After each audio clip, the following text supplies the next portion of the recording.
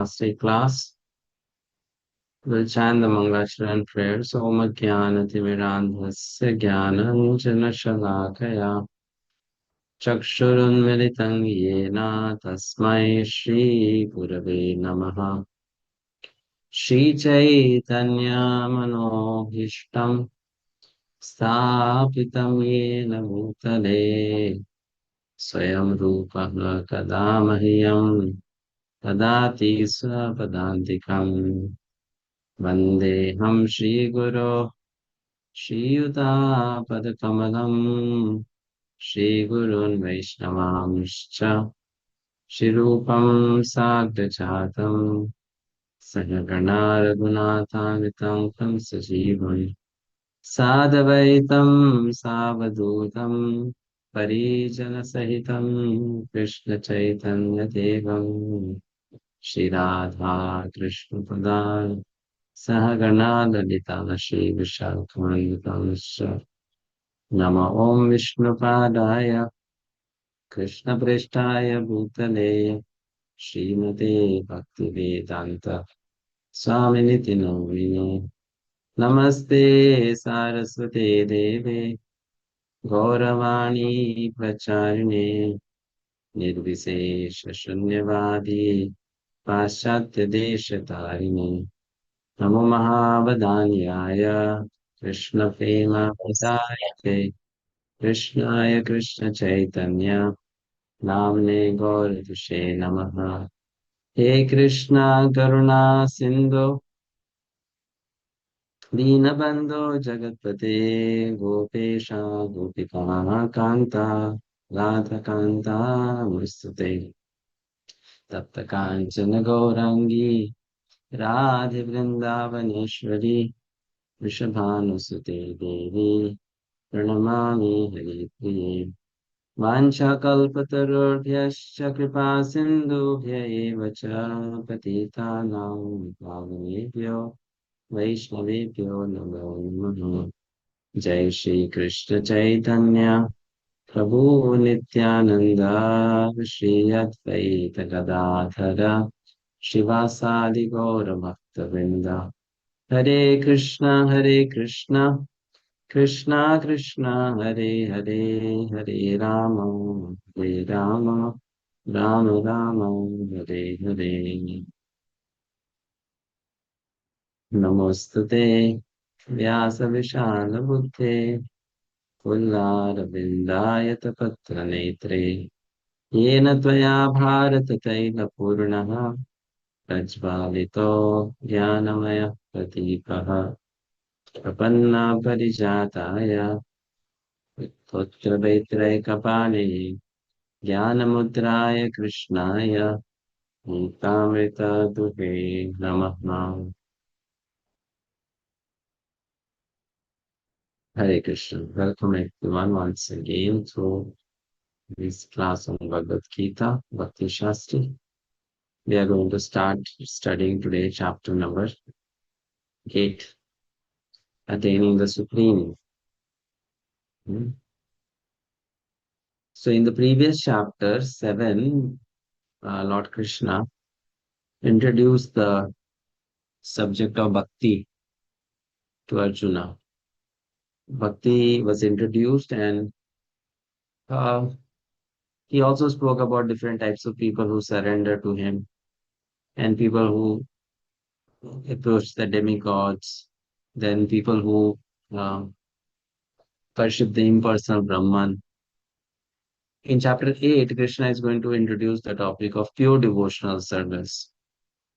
And then in chapter 9, Krishna is going to explain the subject matter of pure devotional service.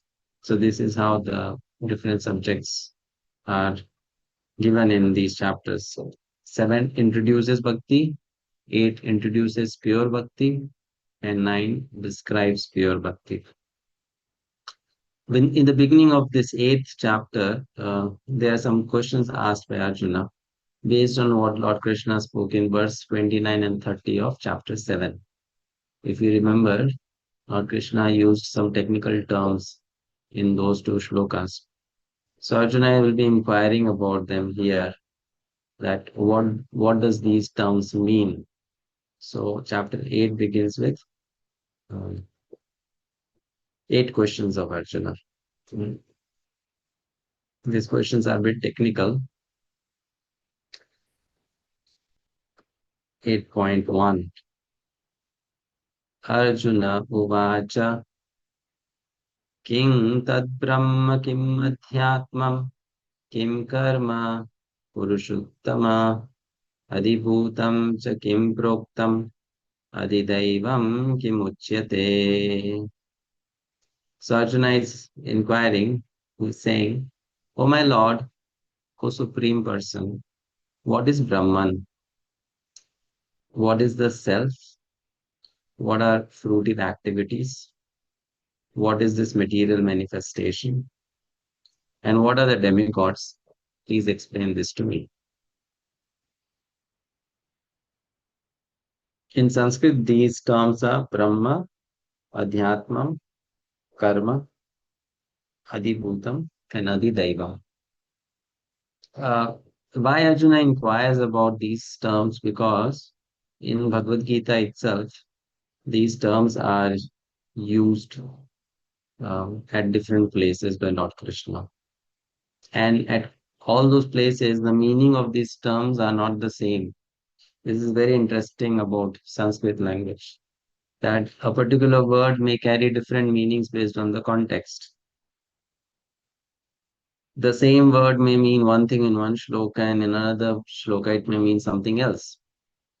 You know, like for example, the word Brahma, sometimes it is used to refer to jivas, sometimes it is used to refer to the Supreme Lord, sometimes it is used to refer to the spiritual substance, sometimes it is used to refer to Brahma Jyoti.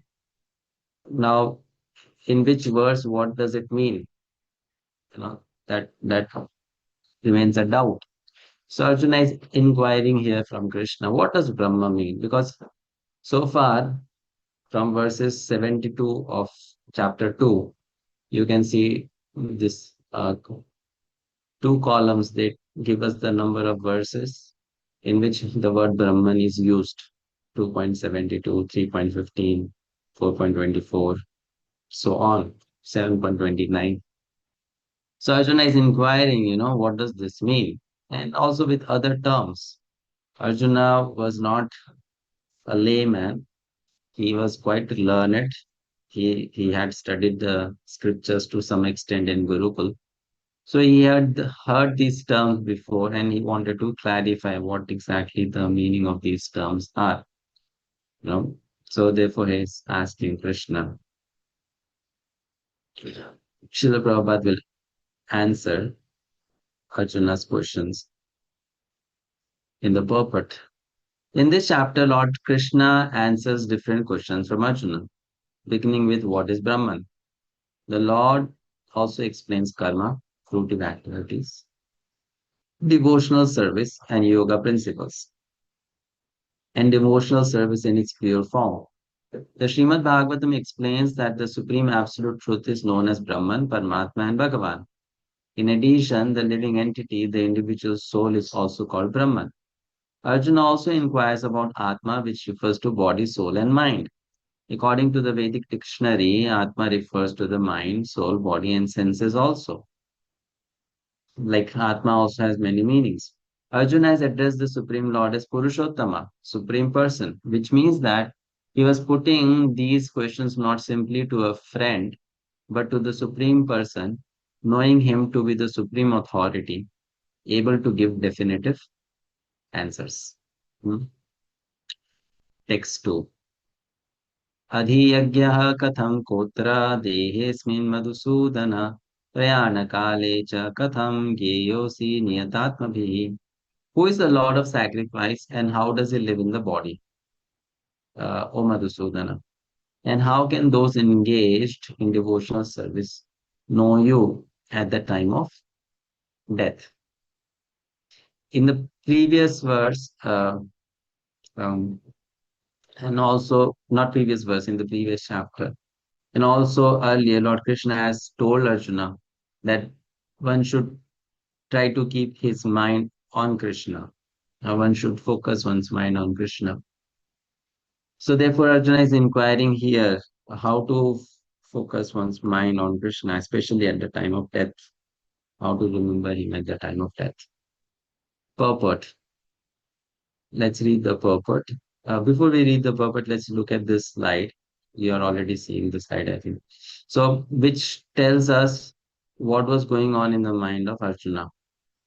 He was confused between two possible set of meanings of these terms, and he wanted to clarify from Krishna which meaning Krishna was talking about. Like Brahma means conscious Jiva and conscious Paramatma.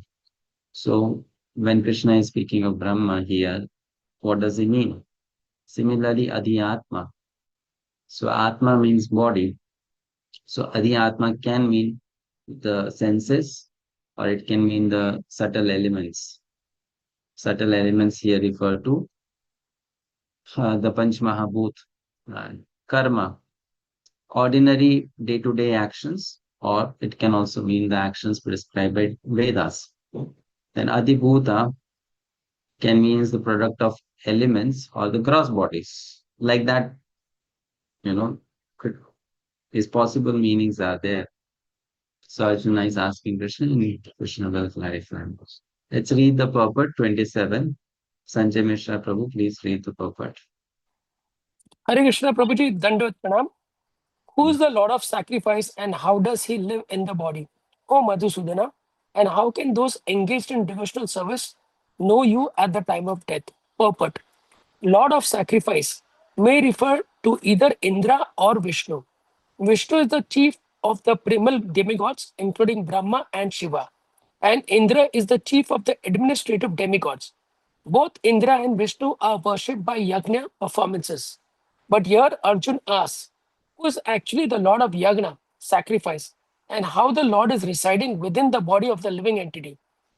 Arjuna addresses the Lord as Madhusudana because Krishna once killed a demon called Madhu.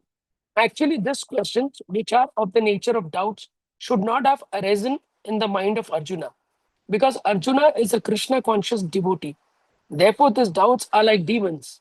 Since Krishna is so expert in killing demons, Arjuna here addresses him as Madhusudana so that Krishna might kill the demonic doubts that arise in Arjuna's mind.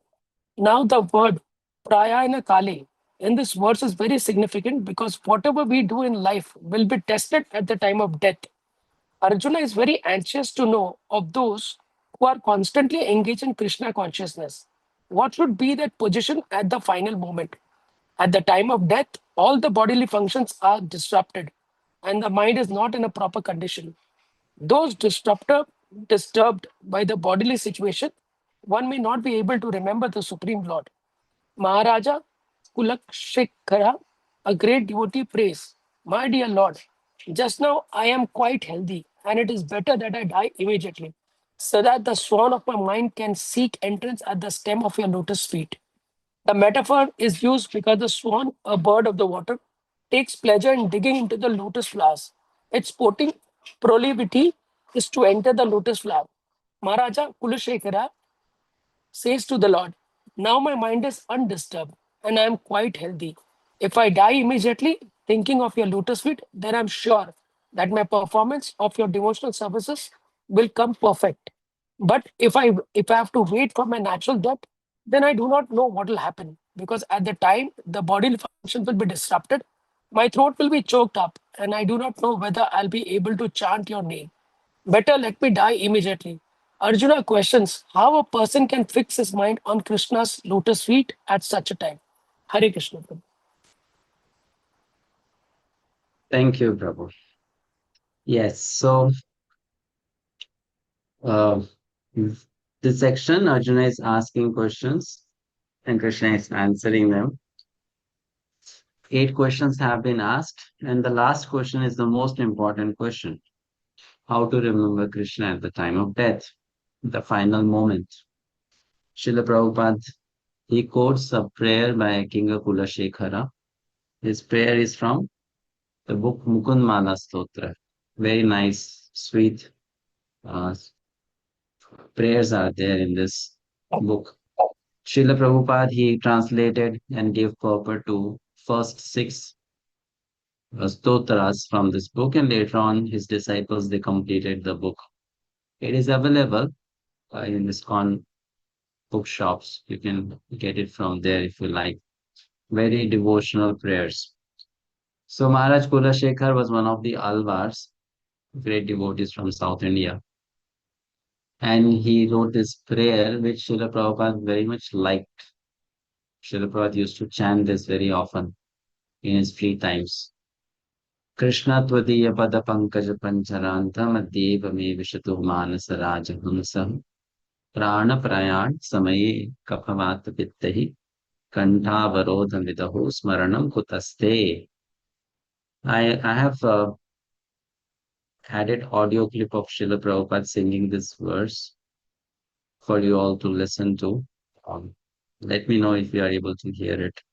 Krishna tadiya padapam kajapanjarantam Addaiva visatu me manasarajahansa Prana prayana samai kapavata pitau Kantavarodhana vidhau Smaranam kutaste Krishna tadiya padapam kajapanjanantam Addaiva visatu me manarasa rajahansam Prana prayana samai kapavata pitau Kantavarodhana vidhau Smaranam kutaste. So very sweetly he chants this prayer. And you might have noticed that in the second line, Srila Prabhupada interchanges the word Vishatu and me. Instead of saying Adyeva me Vishatu, he says Adyeva Vishatu me. So that's okay in Sanskrit verses. If it is not a mantra, then this liberty is given. You can interchange the words, no problem. It is not considered wrong. It's okay. No.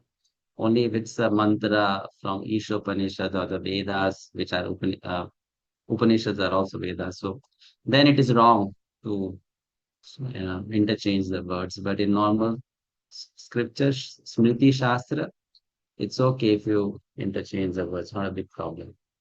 So Prabhupada liked chanting this verse a lot. Very nice verse, sweet verse. Okay, now Krishna will give the answer to these terms. I have given the verse number in which the answer is found to the question asked by Arjuna. You can see that 7 answers are given in 2 verses, 3 and 4. And the last answer is given in the rest of the chapter, which means the last question is very important. He has given answers in almost 24 verses, verse number 5 to verse number 28, signifying that this question is very, very important. Okay, let's read 8.3. Shri Bhagavan Uvacha Aksharam Brahma Paramam Svabhavathyatmamuchyate Bhuta Bhavodbhava Karo Visargaha Karma Sangitaha. The Supreme Personality of Godhead said, the indestructible, transcendental living entity is called Brahman, and his eternal nature is called Adhyatma, the self. Action pertaining to the development of the material bodies of the living entities is called karma, or fruitive activities. Purport. Priyanka Mataji. Hare Krishna Prabhu. Purport by Srila Prabhupada. Brahman is indestructible and eternally existing, and its constitution is not changed at any time. But beyond Brahman, there is Para-Brahman. Brahman refers to the living entity, and Para-Brahman refers to the Supreme Personality of Godhead. The constitutional position of the living entity is different from the position he takes in the material world. In material consciousness, his nature is to try to be the lord of matter. But in spiritual consciousness, Krishna consciousness, his position is to serve the Supreme. When the living entity is in material consciousness, he has to take on various bodies in the material world. That is called karma, or varied creation by the force of material consciousness. In Vedic literature, the living entity is called Jivatma and Brahman, but he is never called Parabrahman. The living entity, Jivatma, takes different positions. Sometimes he merges into the dark material nature and identifies himself with matter, and sometimes he identifies himself with the superior spiritual nature. Therefore, he is called the supreme marginal energy. According to his identification with the material or spiritual nature, he receives a material or spiritual body. In material nature, he may take a body from any of the 84 lakh species of life, but in spiritual nature, he has only one body. In material nature, he is manifested sometimes as a man, demigod, animal, beast, bird, etc., according to his karma. To attain material heavenly planets and enjoy their facilities, he sometimes performs sacrifices, yajna, but when his merit is exhausted, he returns to earth again in the form of a man. This process is called karma. The Chandogya Upanishad describes the Vedic sacrificial process. On the sacrificial altar, five kinds of offerings are made into five kinds of fire. The five kinds of fire are conceived as the heavenly planets, clouds, the earth, man, and woman. And the five kinds of sacrificial offerings are faith, the enjoyer on the moon, rain, grains, and semen. In the process of sacrifice, the living entity makes specific sacrifices to attain specific heavenly planets and consequently reaches them. When the merit of sacrifice is exhausted, the living entity descends to earth in the form of rain, then takes on the form of grains, and grains are eaten by man and transformed into semen, which impregnates a woman, and thus the living entity once again attains the human form to perform sacrifice and so repeat the same cycle. In this way, the living entity perpetually comes and goes on the material path. The Krishna conscious person, however, avoids such sacrifices. He takes directly to Krishna consciousness and thereby prepares himself to return to Godhead. Impersonalist commentators on the Bhagavad-Gita unreasonably assume that Brahman takes the form of Jiva in the material world, and to substantiate this, they refer to chapter 15, verse 7 of the Gita. But in this verse, the Lord also speaks of the living entity as an eternal fragment of myself. The fragment of God, the living entity, may fall down into the material world, but the Supreme Lord, Achyuta, never falls down. Therefore, his assumption that the Supreme Brahman assumes the form of Jiva is not acceptable. It is important to remember that in Vedic literature, Brahman, the living entity, is distinguished from Parabrahman, the Supreme Lord. Hare Krishna. Hare Krishna. Okay, not much to explain. We have discussed all this before also. Verse 4. Adibhutam sharo bhavaha purushascha adiyagyo aham ebatra dehe deha pritangara. O best of the embodied beings, the physical nature which is constantly changing is called Adibhuta, the material manifestation. The universal form of the Lord, which includes all the demigods, like those of the sun and moon, is called Adidaiva. And I, the Supreme Lord, represented as the Supersoul in the heart of every embodied being, am called Adiyagya, the Lord of Sacrifice. Yes, Rupa Leela Chintamani Mataji. The physical nature is constantly changing. Material bodies generally pass through six stages. They are born, they grow, they remain for some duration, they produce some byproducts, they dwindle, and then they vanish. The physical nature is called Adibhuta. It is created at a certain point and will be annihilated at a certain point. The conception of the universal form of the Supreme Lord, which includes all the demigods and their different planets, is called Adidevata. And present in the body, along with the individual soul, is the Supersoul, a plenary representation of Lord Krishna. The Supersoul is called Paramatma or Adiyagna and is situated in the heart. The word Eva is particularly important in the context of this verse because by this word the Lord stresses that the Paramatma is not different from him. The Supersoul, the Supreme Personality of Godhead, seated beside the individual soul, is a witness of the individual soul's activities and is the source of the soul's various types of consciousness. The supersoul gives the individual soul an opportunity to act freely and witness his activities. The functions of all these different manifestations of the Supreme Lord automatically become clarified for the pure Krishna conscious devotee engaged in transcendental service to the Lord. The gigantic universal form of the Lord, called Adidevata, is contemplated by the neophyte who cannot approach the Supreme Lord in his manifestation as Supersoul. The neophyte is advised to contemplate the universal form or Virat Purusha, whose legs are considered the lower planet, whose eyes are considered the sun and the moon, and whose head is considered the upper planetary system. Hare Krishna. Okay, thank you. Any question from these 4 verses before we go to the next section? Any doubt you have? It's a technical part. So if you have anything, you can ask, please.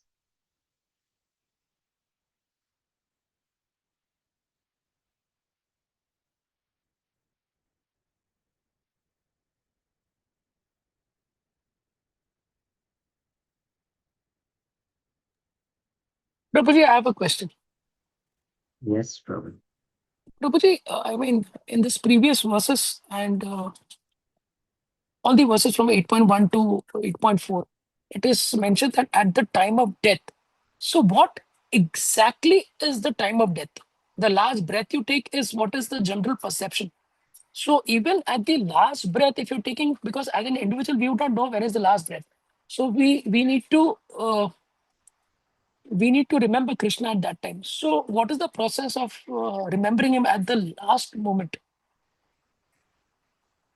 Yeah, that will be answered by Krishna in the next verses. What is the point of death, or the last moment is that when the prana is leaving the body, that's the moment of death. Life, air, prana. And how to remember him? One cannot remember Krishna at the time of death if one has not practiced remembering Krishna at all times during the life, because you don't know which moment will be your last moment, right? So you cannot intellectually plan, okay, fix an appointment. That's going to be my time of death, and that's what I'll do at time of death. No, it's not possible. So you have to practice throughout your life, every moment you remember. So if you can remember every moment, then there is certainty that you'll remember also at the time of death. Right. Otherwise, it's not possible to remember. Krishna will say, whatever you have done throughout your life, that will become your state of mind at the time of death. Because it's very simple to understand. When Ajamil, let's look at the story of Ajamil. Ajamil was dying, and he saw these horrible beings called the Yamadutas. So it was a very, you know, difficult time of his life. You can say the most difficult time. So then Ajamil remembered whom? He remembered his son, whose name was Narayan. Why he remembered his son? Because he was most attached to his son. So naturally his thoughts went there, his mind went there. So that's the general, uh, you know, nature of the mind, that when you are at the state of panic, you're frightened, you're in too much of anxiety, you're too troubled, you will think of that thing to which you're most attached naturally. Now, you don't have control over your mind at that time, isn't it? You don't have any control over it. Like, for example, let's say you are riding on a bike, or you're driving a car, and suddenly there is an accident of the vehicle in which you are. How will you react at that moment? You can't say. You have no control over it. So similarly, at the moment of death, how will one react? It's very difficult to decide. Therefore, there is preparation for it throughout the life, that if I can remember Krishna throughout my life, every moment, and I also remember Krishna at the time. True, Prabhuji. There's no other way of doing it. Okay. Yeah, Prabhuji. Thank you very much. Uh-huh. Anything Hare Krishna, else? Hare Yeah. Krishna, Prabhuji. Prabhuji, as we are, as you have explained that Brahman can be taken contextually different meaning at different places of time. So here, when Lord Krishna is describing them, so it is in the context of chapter 7 or absolute. It's only in this context, not absolute. Yes. Thank you. Hare Krishna. Only in this, when Arjuna is asking Krishna, and Krishna is talking about the subject, so he's explaining the meaning of Brahma. But that doesn't mean that that is the absolute meaning to be taken everywhere. Thank you, Prabhuji. Okay. And therefore, you see what happens is many people, when they translate Bhagavad-Gita in English or they give explanation on the shlokas of Gita, so they translate different shlokas differently. And we may think, how is it possible? One shloka should have one translation only, whether it is Prabhupada translating it, whether it is an impersonalist translating it, anyone translating it should be the same. But it cannot be the same because the Sanskrit words, they can take different meanings. So now, which meaning you take? So for that, one has to be very knowledgeable. One should know what this scripture is talking about. What is the intention of the speaker who spoke this verse originally? What does he want to say? Then you take the right meaning. In general conversation also it happens, na? For example, if Yes. someone said something to you, how many of you have seen this? I think it was Gaurang Prabhu. He keeps on posting some reels in Instagram. So there was a reel about communication. So he said that if you have any important communication to make, instead of sending a message, a text message or a WhatsApp message, you better call the person and you inform the person. Give a voice message. So why he was explaining that? Because when you send a text message, those text messages don't carry emotion. They only carry information, right? So and a, a major part of the communication is not just the information, but also the emotion behind that information. So he's saying that a lot of misunderstandings happen in relationship because of using text messaging for communication instead of talking face to face or using a voice message. Why? Because the person wrote something with certain emotion. You don't see the emotion, you only see the text. And then you may understand it in a different way. It happens with us also in general when we communicate with each other. So let's say when Krishna spoke to Arjuna, he spoke a certain verse. What was in his mind? Why did he say that particular word? What did he intend by that word? That only Krishna knows. Or someone who understands Krishna's mind can know. Right? Hmm? Yes, Prabhuji. Therefore, uh, this is very important that we understand the scriptures as given by, explained by acharyas. They understand Krishna's bhava. So there are these two terms. One is Shabdartha and there is Bhavartha. Shabdartha means word meaning. Bhava Artha means the actual meaning. So word meaning and actual meaning may be little different. Like for example, if I tell someone sarcastically, you're such a nice person, but I am using sarcasm there. So you are such a nice person, that doesn't carry the sarcasm. The tone carries the sarcasm, isn't it? Mm. So how would someone know? Only by listening to the tone, one would know, yeah, this is a sarcasm. Okay, 8.5. Prabhuji, one more question. Uh-huh.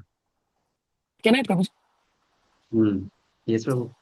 Yeah, Prabhuji, you said, when we meet an accident, then, it is not defined that how are we going to die.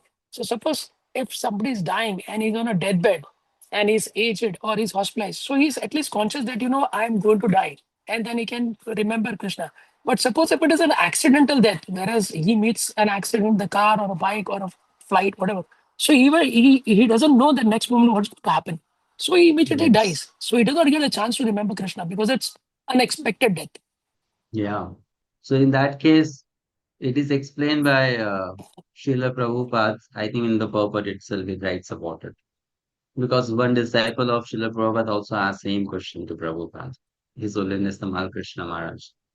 He asked the same question to Srila Prabhupada. If someone dies in accident, what happens? Prabhupada said, if you are a devotee, then no, there's no problem. Krishna will take care of you. And interestingly, the Malkrishna Maharaj died in an accident. Oh God. So he asked this question to Prabhupada, and he actually left his body in an accident. He was traveling from Mayapur to Kolkata, and on that, it was something very, I mean, very difficult to understand.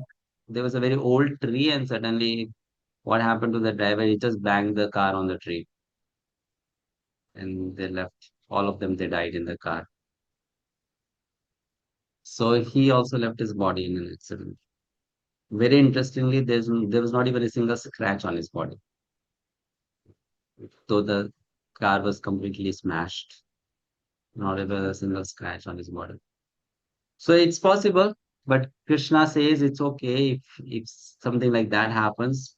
You don't remember me, I will remember you. Thank you very much. That is Hare there. Krishna. Assurance is there by Krishna. Prabhuji, one question shall I ask? Yeah, Prabhu. I mean, the chapter name I see is Akshara Brahma Yoga. Can you please explain what does it mean? Akshara Brahma Yoga. Yeah, because here you see Krishna, the beginning question is what? First question of Arjuna. Please tell me what is Brahma. What is Brahman? Correct? That is asking. And then what is the whole chapter about? Going back to Krishna, attaining the Supreme. Hmm. So Brahma, it can be of two types. I mean, Brahma is of one type only, but still we can say two types. One is Jiva and one is Paramatma, right? Shara means something that can fall. Akshara means something that cannot fall, infallible. So Akshara Brahma means the infallible Lord. Hmm.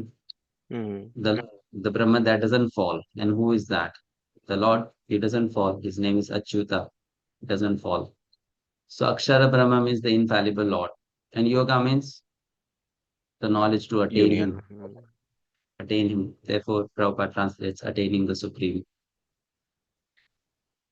Okay. Thank you, Prabhuji. Mhm. That explains. Yeah. Okay. Hare So Krishna. Prabhu, next, yes, Mataji. Hmm. yeah. Prabhu, what I want to know is at the time of death, it's important to remember the Lord or to call out the name of the Lord because in Ajamila's case, actually, he remembered his son, but he called out the name of the Lord because his son's name was also that. So, Both are synonymous, whether you remember, you chant. Let's say your voice is not functioning, then you may not be able to call out, or you may not have that much strength to call out, but you remember. It's also okay. So both ways. One someone may remember, someone may speak out. It may happen either way. okay. Thank you. There is a story about about a god brother of Srila Prabhupada. It's a true incident. His name was Akinchan Krishnadas Babaji Maharaj. So he used to live in Vrindavan and Govardhan. Prabhupada mentions about him at many places. And he was identified by Srila Prabhupada as a Paramahamsa Vaishnava, very exalted devotee. You can go to YouTube and even search Akinchan Krishnadas Babaji. So you'll find some very nice Hare Krishna Kirtan by him. Very sweet, melodious Kirtan. He was known for always chanting throughout the day. So once uh, it happened that it was his last moment. He died. He left his body actually, and the doctor was called to check whether whether he's alive or not. So it was just few moments before he passed away. He was completely, you can say, unconscious. There was no symptom of life in him. And the doctor, he used his stethoscope to check his heart pulse. So when he put his stethoscope near the heart area, he heard the sound of Hare Krishna Mahamantra coming from the heart. Mm. Literally, he heard the sound. And then he said that though he is dead, almost dead, still he's chanting the holy name. Now, how did that happen? Because we can make sound either from our tongue, the the external sound, or there is also the sound made by the subtle organs, subtle elements in the body. Huh? So his subtle state was chanting. The gross state was not chanting, but his subtle state was chanting. Now, how did that happen? Because of practicing it throughout life. So externally, no one heard him say Krishna or Radha when he left his body, but internally, his mind was completely on Krishna now. Something like that can only happen by practice. Prabhuji, in Very. that case, that means the settled body had not yet left the body. No, no, the person was still there. Ah, okay. Yeah. Only external symptoms of life are not seen, but Hmm. Yeah. it's still there. So one always chants like that. It's possible. Okay. Um, Fine. Next verse, 8.5. Remembering Krishna. Antakale cha mameva smaran mukva kalevaram yah prayati samadbhavam yati nastyatra sanshayah. And whoever at the end of his life quits his body, remembering me alone, at once attains my nature. Of this there is no doubt. Madbhavam. Krishna says he attains my nature. So what is Krishna's nature? Krishna is Satchidananda Vigraha. So if one remembers Krishna at the time of death, one also gets that nature. One gets one spiritual form, Swarupa. Srila Balla Vidyabhushan, he explains that Krishna in his nature has these 8 qualities. Very interesting. These are 8 qualities of Krishna in his nature. He is sinless, he is ageless, he is deathless, is without grief, without hunger, without thirst, is always blissful, and his desires get instantly fulfilled.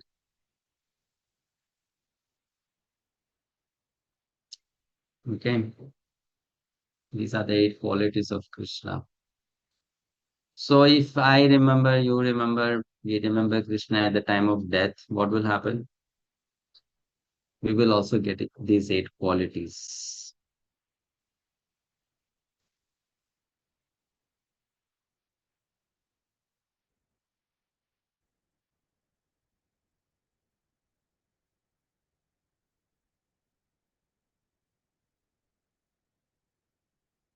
That means we will get Krishna's nature, Madbhavam.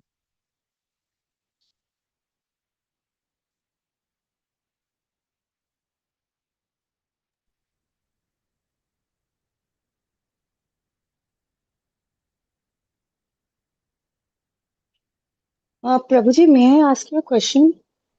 Yes, Madhusudana. Prabhuji, suppose somebody is dying and they are not in a position to chant God's name. What if we do it for them? What if we chant? Yeah, if we keep chanting Hare Krishna Maha Mantra in their ears at the time of death. It is very auspicious, Mataji. If we do something like that, definitely it can help that person. But we can't really say about the destination about that person. We can't be sure because we are chanting, but the person should also hear, and the person's mind should also be on that. Let's say you are chanting, but the person's mind is somewhere else. Yeah. Then it will not help, because after all, we can't decide someone's destination. That person personally will decide where he or she wants to go. And that will be based on the state of mind of hers or his. So we are helping that person. But if that Yeah. person doesn't take that help, so we can't say that. Prabhuji, to a continuation to that, I want to share a recent one which happened like 2 weeks back. I lost my grandmother. She is a disciple of His Holiness Chinnajiyar Swami Maharaj, and she has taken those samastras and all.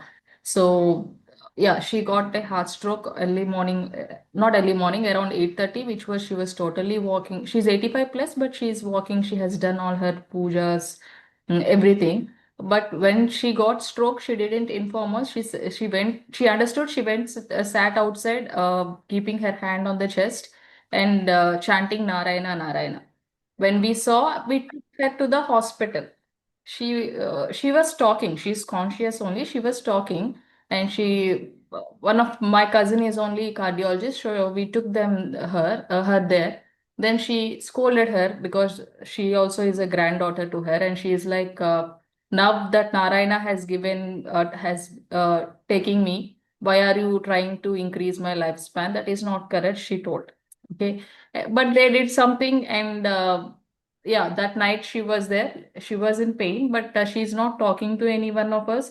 She's not eating anything. We are just giving her some fluids. We brought her home because they told like she got two strokes back to back.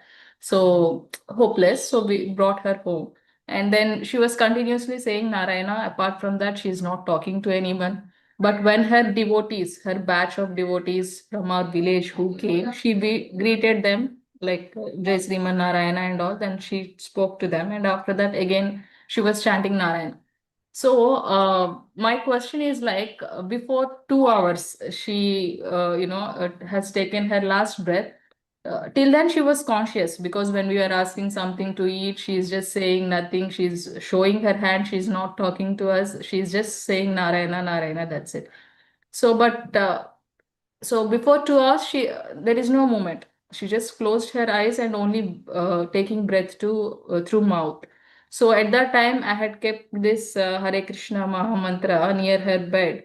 So is it like life is still there, and I have kept that. So yours now, just to this question someone asked, right, like regarding how does it, so is it like she remembered till then, or there is no pain at final breath? We all are there, and she just took deep breath, and she left her body. So like more than She must 40. have she must have remembered, because you can understand from her resolve to maintain that consciousness even during that time, which is a very difficult time. That means that she must have remembered at the time of death also. Otherwise, for an ordinary person or even a not so, let's say, advanced sadhaka, that moment is very much disturbing for oneself. One doesn't want to leave. Mostly people don't want to die. So someone just accepts the idea I'm going to die and becomes peaceful. That means that person's mind is um, quite, you can say, pure, and the intelligence is quite focused. And if that person is showing such a symptom, that means that person would have maintained Narayan consciousness at the time of death. No doubt about it. Okay. Because uh, it's a very painful moment for a conditioned soul to leave the body.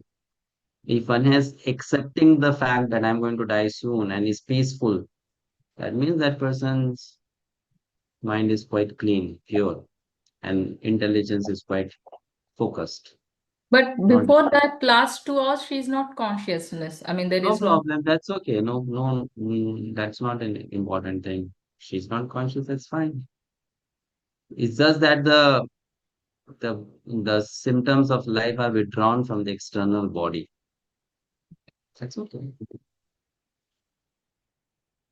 That happens for someone, it may happen even 10 days before death. That's okay. Consciousness is withdrawn. That doesn't mean that that person doesn't have consciousness or that person is not is a, thinking of Krishna. It's withdrawn from the external environment. Many times it also happens that when the body starts giving too much of pain, the soul decides to withdraw its consciousness from the body. Otherwise, it's very difficult for that person to continue in that body and it distracts the person. Let's say, for example, just giving a very, we can say, um, abstract example. A person is suffering from cancer and the cancer is in the leg of that person. And because of which that person is feeling burning pain in the leg. So if we cut that leg, what will happen? That person will not feel pain, you know, because the leg is not there. Person will not feel pain. Now, the other way that person can stop feeling the pain is withdraw the consciousness from the leg. You know. So many times at the time of death, some living beings, they may withdraw the consciousness from external body. That's okay. You will not see that symptom. Guruji, I have a question. So, in a situation wherein before the person takes his last breath, if let's say he get unconscious 2 hours or 4 hours before, would it work if we keep a tulsi patra in his mouth? Yeah, it will work. Why it will work is because when you put, let's say, tulsi on the tongue or you put some deities around that person, some garland, etc. So when the soul is leaving that body, that soul comes in contact with these sacred things, and that contact purifies the soul. So that way it is benefited, very much benefited. Well, that's the exit now. Either the soul will leave through the mouth or through the eyes or through the nose or through the ears. If it's an elevated soul, go through the upper part of the body. Mostly you can know this one thing very clearly that if a person has gone to a better destination, that soul will mostly leave through the mouth or through the eyes. So the dying person's mouth will fall open or the eyes will become very open, big eyes. That means the soul has left from the eyes or the soul has left from the mouth. So this is for someone who has gone to a better destination. And someone who goes to hell, the soul leaves through the anus or through the genitals. And then the person passes urine or stool while leaving the body. So then that person is going to a lower destination. These are some symptoms of identifying where has the person gone.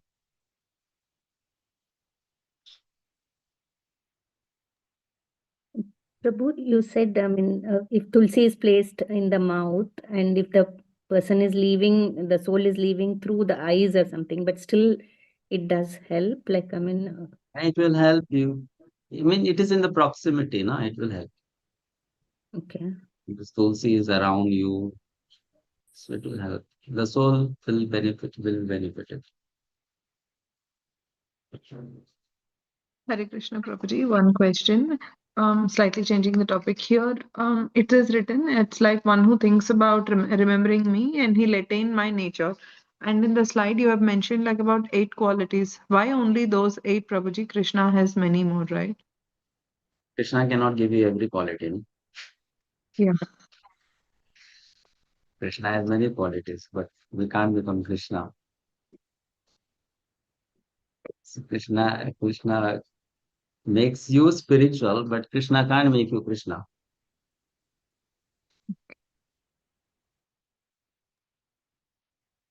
Okay. So he gives a transcendental form to us. These qualities signify that you become transcendental beyond the three modes. Yeah. Yeah, Prabhuji. So that's the significance of those specific 8 qualities Yes. of You being become transcendent. transcendental to material nature. Yes, Prabhuji. Hare Krishna. Um, Prabhuji, just to confirm, so here the Krishna says that you attained my nature. So attaining Krishna's nature and attaining Krishna is one and the same thing? yeah, it's one and the same thing. You attain Krishna's nature, then only you can associate with Krishna or be with Krishna. Mhm. Otherwise, how will it be possible?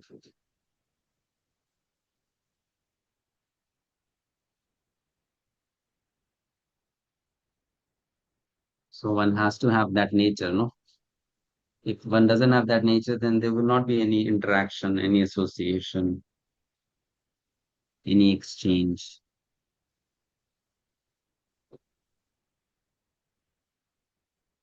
It's like a qualification before we serve Krishna.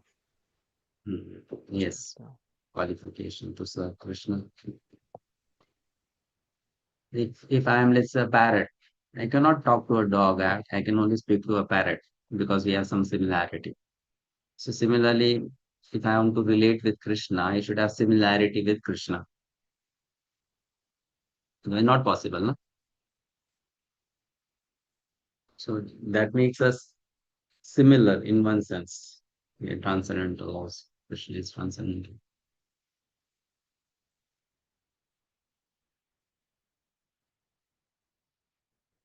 All right. Purport. So hum Prabhuji. Hare Krishna. In this verse, the importance of Krishna consciousness is stressed. Anyone who quits his body in Krishna consciousness is at once transferred to the transcendental nature of the Supreme Lord. The Supreme Lord is the purest of the pure. Therefore, anyone who is constantly Krishna conscious is also the purest of the pure. The word smaran, remembering, is important. Remembrance of Krishna is not possible for the impure soul who has not practiced Krishna consciousness in devotional service. Therefore, one should practice Krishna consciousness from the very beginning of life. If one wants to achieve success at the end of his life, the process of remembering Krishna is essential.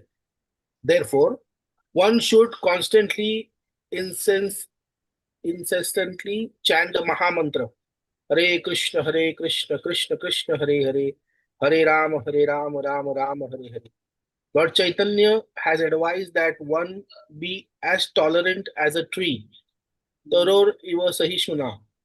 There may be so many impediments for a person who chants Hare Krishna. Nonetheless, tolerating all these impediments, one should continue to chant the Hare Krishna, Krishna Krishna, Hare Hare, Hare Rama, Rama Rama, Hare Hare. So that at the end of one's life, one can have the full benefit of Krishna consciousness. Hare Krishna. Yes. Thank you.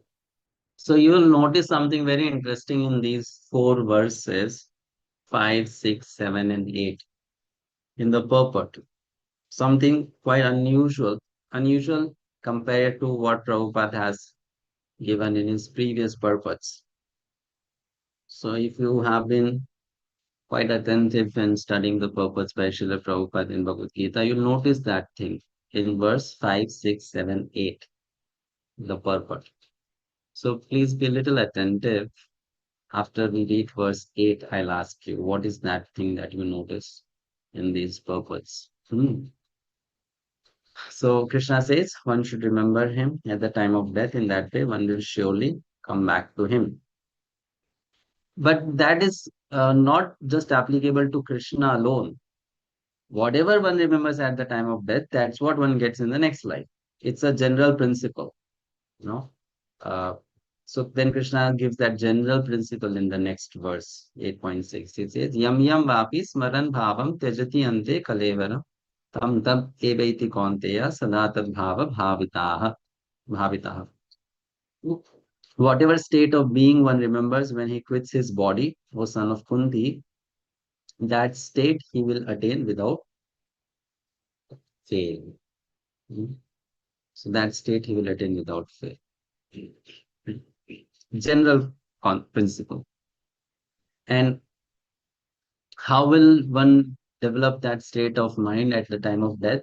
We discuss that throughout life, whatever one practices, one remembers that at the time of death, naturally. Perfect. Ritwija Maharshi.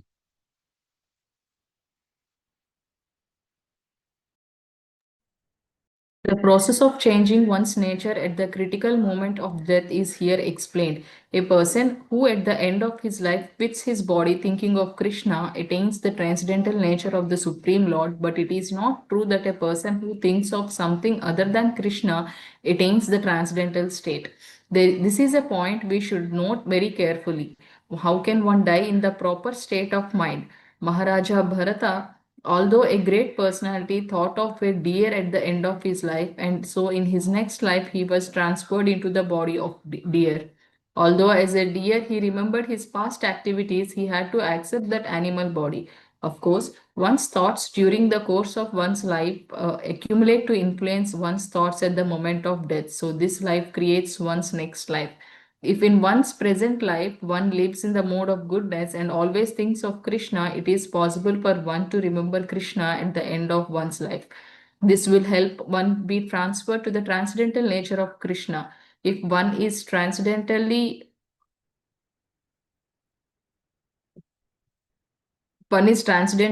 absorbed in Krishna's service, then his next body will be transcendental, spiritual, not material. Therefore, the chanting of Hare Krishna, Krishna Krishna, Hare Hare, Hare Rama, Rama Rama, Hare Hare is the best process for successfully changing one's state of being at the end of one's life. Thank you. Thank you.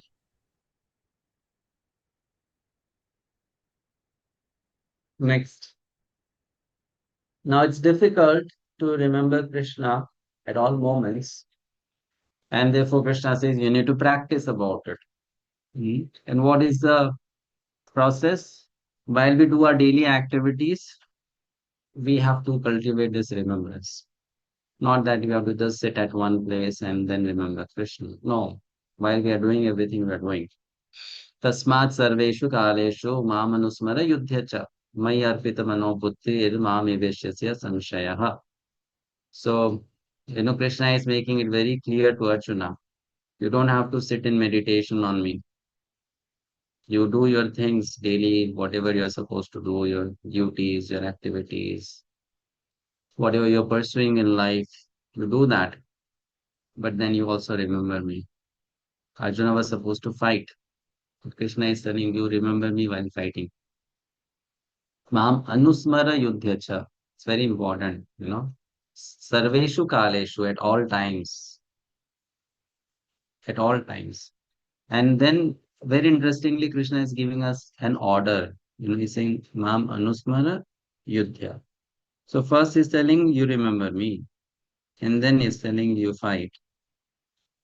So it's important before we engage in our work, daily work, we should take out time first to remember Krishna, think of Krishna.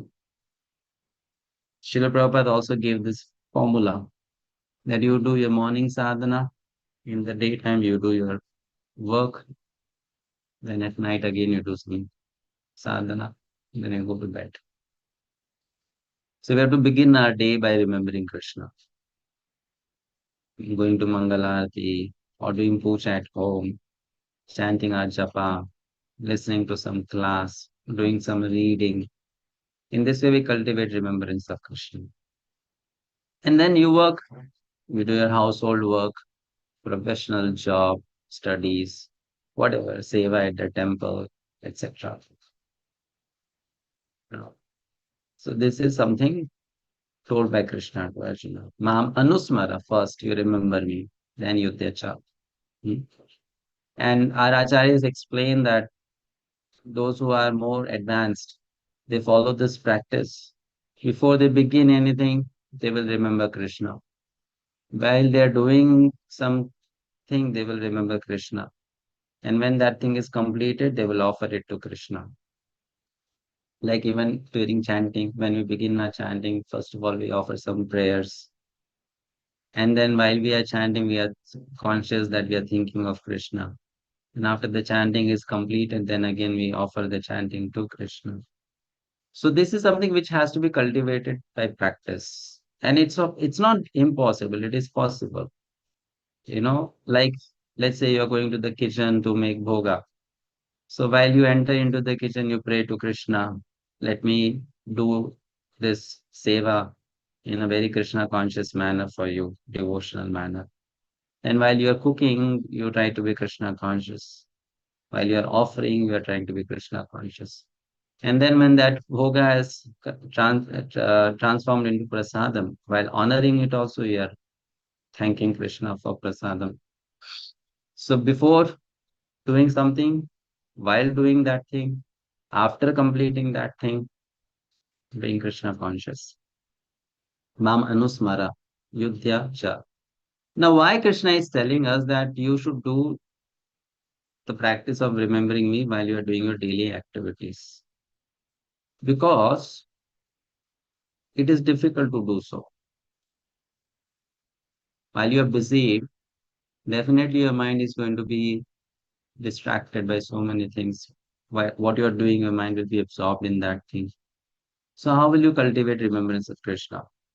So one may ask, why is Krishna then telling us to do like that? Because at the time of death, the mental state will be much more difficult than what it is now. If we think I cannot remember Krishna while driving a car, then I cannot also remember Krishna at the time of death.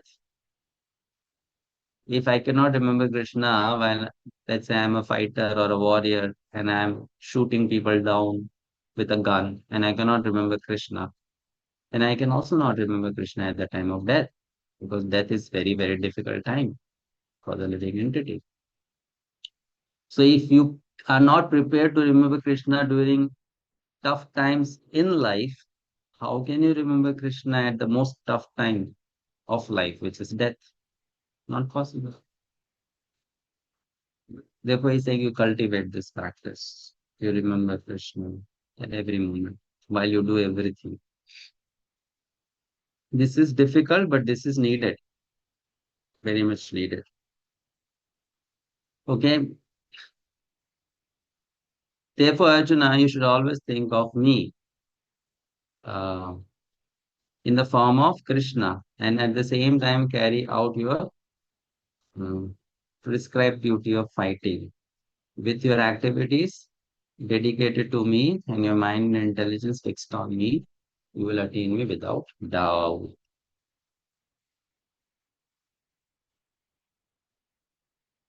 Sankarshan Vishnu Prabhu.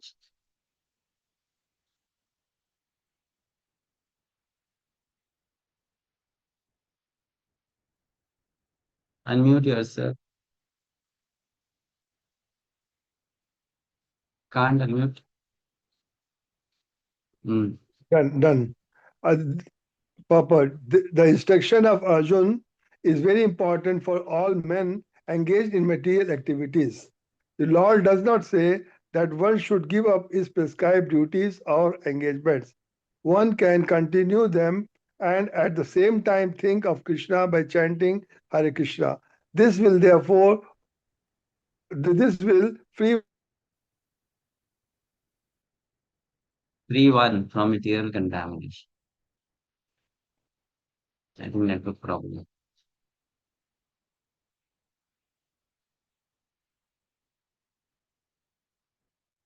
one from material contamination and engage the mind and intelligence in Krishna. By chanting Krishna's name one will be transferred to the supreme planet, Krishna without any doubt, without a doubt. Yeah. Thank you. अभ्यास योग युक्तेन चेतसा नान्यगामिना परमं पुरुषं दिव्यं याति पार्थानुचिन्तयन्. So then Arjuna may question Krishna, how is it possible to do two things simultaneously? Remember also, fight also.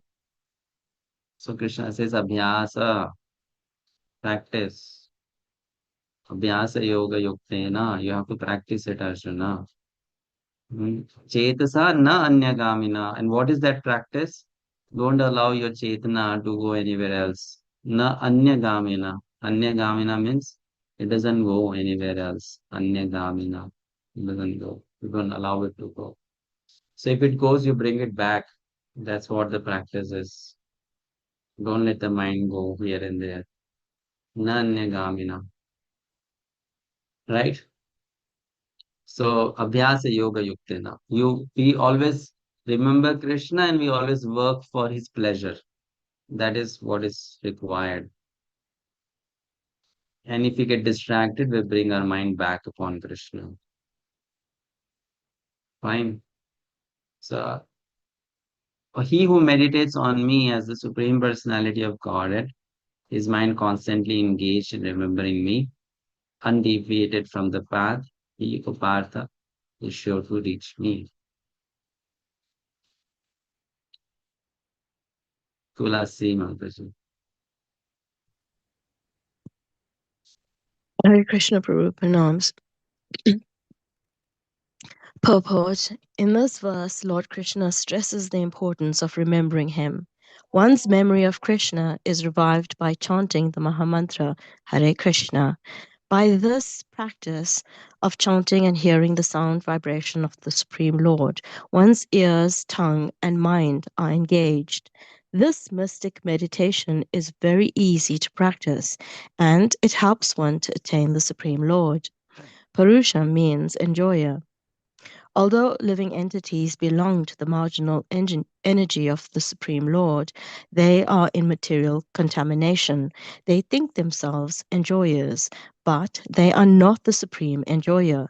Here it is clearly stated that the Supreme Enjoyer is the Supreme Personality of Godhead in his different manifestations and plenary expansions as Narayana, Vasudeva, etc. The devotee can constantly think of the object of worship, the Supreme Lord, in any of his features, Narayana, Krishna, Rama, etc., by chanting Hare Krishna. This practice will purify him, and at the end of his life, due to his constant chanting, he will be transferred to the kingdom of God. Yoga practice is meditation on the super soul within. Similarly, by chanting Hare Krishna, one fixes his mind always on the Supreme Lord. The mind is fickle, and therefore it is necessary to engage the mind by force to think of Krishna. One example often given is that of the caterpillar that thinks of becoming a butterfly, and so is transformed into a butterfly in the same life. Similarly, if we constantly think of Krishna, it is certain that at the end of our lives we shall have the same bodily constitution as Krishna. Thank you, Prabhu. Hare Krishna. Hare Krishna. So, now my question to you, what was that thing that you noticed in these verses, purport 5, 6, 7, 8? Chanting of the Mahamantra, Prabhuji. Yeah, very nice. Thank you. So I hope the others also noticed that. In these purports, Prabhupada has quoted the Mahamantra again and again. And sometimes he has given the whole Mahamantra, which he has never done before in this Bhagavad-Gita purports up to now. So why is he mentioning it repeatedly? Because this is something which is his understanding and realization. That if you want to cultivate remembrance of Krishna, The best way is to chant the holy names of Krishna. There is no other better way than that, than to chant the holy names as much as possible, you know. And our whole purpose of studying the scriptures, doing seva to the deities, going for yatra to holy dham, honoring Krishna prasadam, everything is only for the sake of always remembering and chanting Krishna now. Right? That is the highest objective. And therefore, this is a practice that we should cultivate. We should not be just happy with our 16 rounds. That doesn't mean that okay, we have to increase the number of rounds. We may not get time to sit and chant on a japa mala more than 16 rounds. Even sometimes 16 rounds may become very difficult for people if they are too busy in life, have too many things to do. But rest other time when you're not chanting on mala, still you can consciously chant the holy name without the mala. Just develop a habit of doing that, practice of doing that. Small things we are doing during the day. So while that we chant the holy name. Mhm. You have to learn doing that. It's very important. Because principle is we should remember Krishna always, not sometimes, always. Therefore, chanting 16 rounds is important. That is Guru Agya, spiritual master's order. So we follow that. But also other times of the day, we should remember Krishna. And therefore, we should chant. While doing anything, no problem. Like Srila Prabhupada had his disciple Jayananda Prabhu. He used to drive a cab. He was a cab driver. So during his whole 8 to 10 hours of job, he used to drive and chant the holy names loudly, sing, in fact. So this is something which we can practice. Prabhupada mentions also, you're working in the factory, no problem. You do your job and then you chant Hare Krishna. Anything you do, you chant Hare Krishna. You're working in the kitchen, washing pots, cooking, chant Hare Krishna. You're walking on the street, going from one place to another place, waiting for the flight at the airport, chant Hare Krishna. Doing anything. So, these counters are very helpful for that. I don't uh, promote chanting on counters. We should chant 16 rounds on mala only. But when you are commuting, you can always use these counters for doing extra japa. You don't have to, remove the mala from the bag. Hands might be dirty, but you can use the counter always. You can chant extra names on that counter. It's very nice practice. You should do that. Okay. Prabhu, Fine. one. Yes, Madhu. Prabhu, as soon as we get up, like, I mean, the other day you had mentioned like we should chant the rounds, at least few rounds and all that. That is, we should, freshen up ourselves totally and then do it. Or can we Yeah, if just you do straight? that, it's better. But if you can't do that, then you just get up and wash your face, and then chant, drink some water and chant. No problem. Okay. Thank you, Prabhu. That is also okay. Not an issue. Let's say, for example, someday you got up at, I don't know what time you get up, but let's say you got up very early, maybe 2 a.m. in the night, and you don't want to take a bath at that time, let's say. I'm just giving an example. So you can just wash your face, drink some water, and sit and chat. After some time, you go take bath. No problem.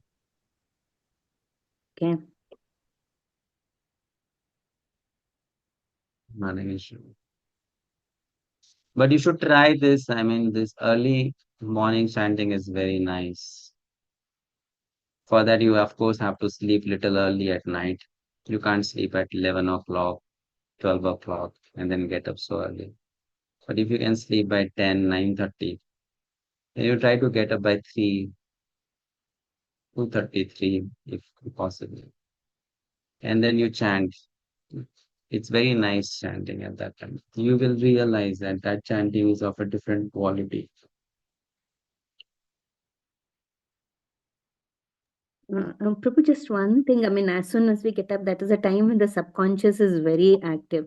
So when you divert, like in a sense, when you go and freshen up and all that, like, I mean, that thing is lost. I mean, so, I mean, No, it's not like that. How much will you get distracted by that?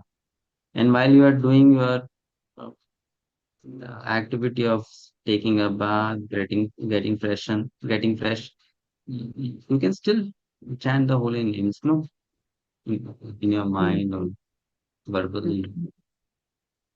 Not that only when I take the mala I'll start chanting. No, right from the moment you've gotten up from the bed, you can start chanting. What is Okay. the problem? You can chant as actually when we get up, first thing is we offer pranams to Guru, Lord, to Mother Earth, and then we chant some names, and then you go take bath. While taking bath, also you can chant or you can sing the holy name.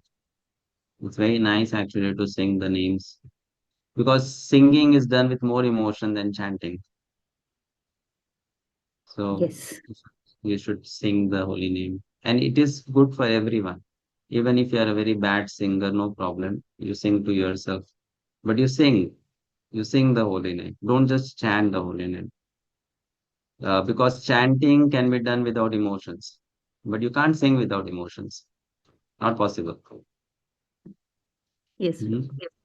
So, therefore, one should sing the holy name. So, if you are taking bath, while taking bath, you can sing the holy names. Okay. Thank you, Prabhu. Prabhuji, may I Yeah. ask a question? Yes, Prabhuji. I mean, in this verse, the word comes chetasa, which is translated as mind and intelligence. I think practically I can understand how to fix mind on Krishna, but isn't the intelligence works a little bit independently, and how to fix intelligence on Krishna?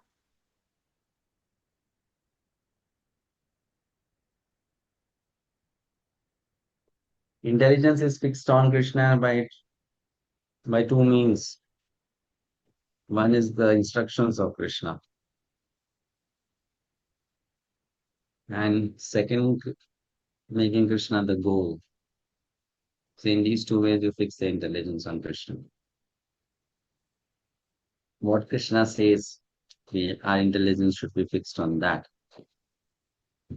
and making Krishna the goal.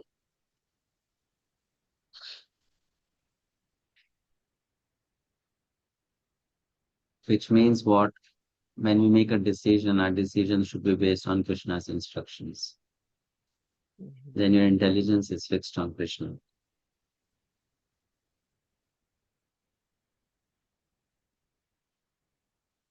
Maybe any practical example, Prabhuji?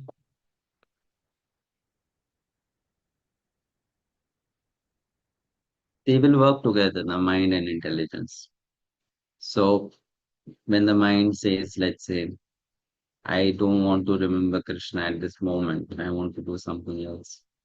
So if the intelligence is fixed on Krishna, the intelligence will tell Krishna, will tell the mind. But Krishna says in Bhagavad-Gita, you should always remember me. Mm. So the intelligence is fixed on Krishna.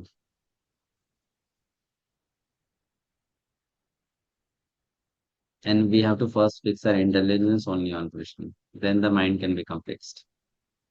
Because it's the intelligence that is going to fix the mind.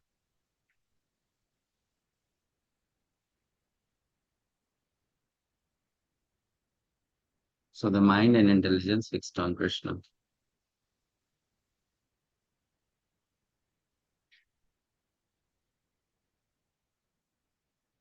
Okay, thank you, Prabhuji.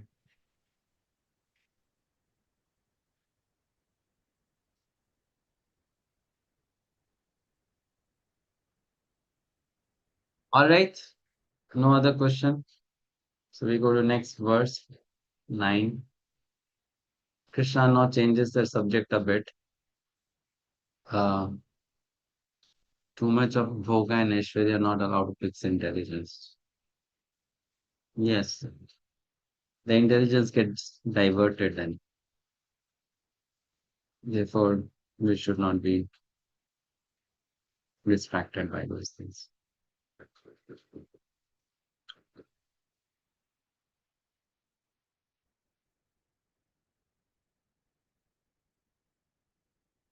Okay, so next Krishna talks about remembering him, but through the path of Yoga Mishra Bhakti, not Shuddha Bhakti, Yoga Mishra Bhakti. So those who are yogis as well as bhaktas, how they remember Krishna. He's just giving some knowledge about that. In Bhagavad-Gita, Krishna caters to the needs of all types of spiritualists. Therefore, he covers all different topics. He doesn't just talk about devotees. He talks about karma yogis, jnana yogis, ashtanga yogis, everyone. Kavim Puranam Anushashitaram Anor Aniyansang Anusmaretyaha Sarvasya Dhataramachintya Rupam Aditya Varnam Tamasah Parastat. One should meditate upon the Supreme Person as the one who knows everything. As he who is the oldest, who is the controller, who is smaller than the smallest, who is the maintainer of everything, who is beyond all material conception, who is inconceivable, and who is always a person. He is luminous like the sun and is transcendental beyond this material nature. So these are the qualities of Paramatma, Super Soul. And a yogi is supposed to meditate on these qualities, to meditate on Paramatma. Nine qualities of Paramatma, Super Soul, are given here. That's how they remember.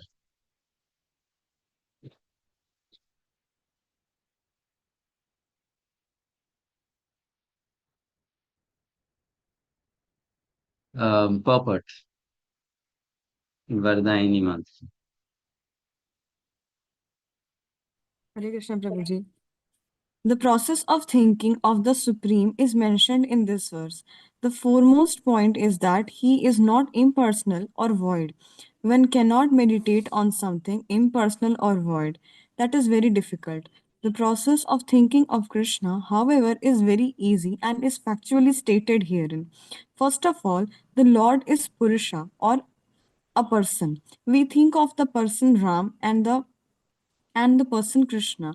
And whether one thinks of Rama or of Krishna, what he is described in this verse of Bhagavad Gita. The Lord is Kavi, that is, he knows past, present, and future, and therefore knows everything. He is the oldest personality because he is the origin of everything. Everything is born out of him. He is also the supreme controller of the universe, and he is the maintainer and instructor of humanity. He is smaller than the smallest. The living entity is 1/10,000th part of the tip of a hair, but the Lord is so inconceivably small that he enters into the heart of this particle. Therefore, he is called smaller than the smallest. As the supreme, he can enter into the atom and into the heart of the smallest and control him as the super soul. Although so small, he is still all pervading and is maintaining everything. By him, all these planetary systems are sustained. We often wonder how these big planets are floating in the air. It is stated here that the Supreme Lord, by his inconceivable energy, is sustaining all these big planets and system of galaxies. The word achintya, inconceivable, is very significant in this connection. God's energy is beyond our conception, beyond our thinking jurisdiction, and is therefore called inconceivable, achintya. Who can argue this point? He pervades this material world and yet is beyond it. we cannot comprehend even this material world, which is insignificant compared to the spiritual world. So, how can we comprehend what is beyond? Achintya means that which is beyond this material world, that which our argument, logic, and philosophical speculation cannot touch, that which is inconceivable. Therefore, intelligent persons avoiding useless argument and speculation should accept what is stated in scriptures like the Vedas, Bhagavad-Gita, and Srimad Bhagavatam and follow the principles they set down. This will lead one to understanding. Thank you, Prabhuji. Hare Krishna. Hare Krishna. Thank you. Next verse. प्रयाणकाले मनसाचलेन भक्त्या युक्तो योगबलेन चैव भ्रुवोर्मध्ये प्राणम् आवेश सम्यक् सतं परं पुरुषं पेति दिव्यम्. One who at the time of death fixes his life air between the eyebrows and by the strength of yoga, with an undeviating mind, engages himself in remembering the Supreme Lord in full devotion, will certainly attain to the Supreme Personality of Godhead. So this is explaining the Shata Chakra Yoga concept. It's different from Bhakti Yoga. It is practiced by Ashtanga yogis, and they try to mechanically elevate themselves to a higher destination. We'll read the purport and then we'll try to understand a little bit what it means. Dinanath. Hare Krishna Prabhuji.